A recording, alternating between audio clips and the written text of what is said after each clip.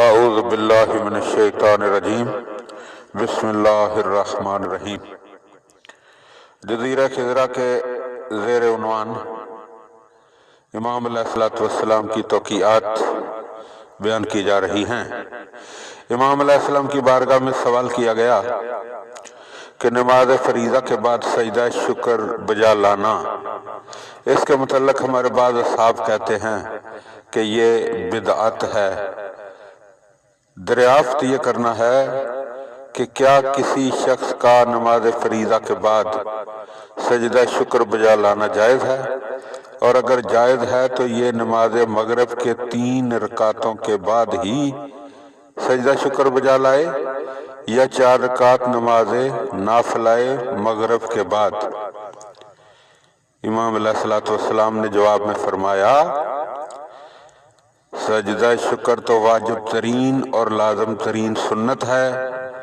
جو شخص اس کو بدعت کہتا ہے وہ خود دین میں بدعت پھیلانے کا ارادہ رکھتا ہے۔ اس کے متعلق جو حدیث میں مروی ہے وہ یہ کہ نماز مغرب کے بعد سجدہ شکر ہونا چاہیے۔ اس میں اختلاف ضرور ہے کہ مغرب کی 3 رکعت کے بعد ہی ہو یا اس کے نافلہ کے 4 رکعت کے بعد۔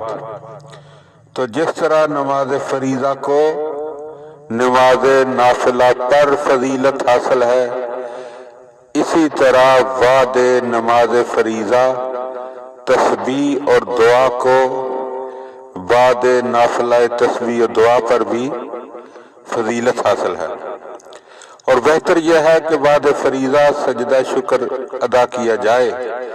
ویسے اگر بعد نوافل بھی سجدہ شکر ادا کیا جائے تو جائز ہے۔ اللہم صلی علی محمد و آل محمد۔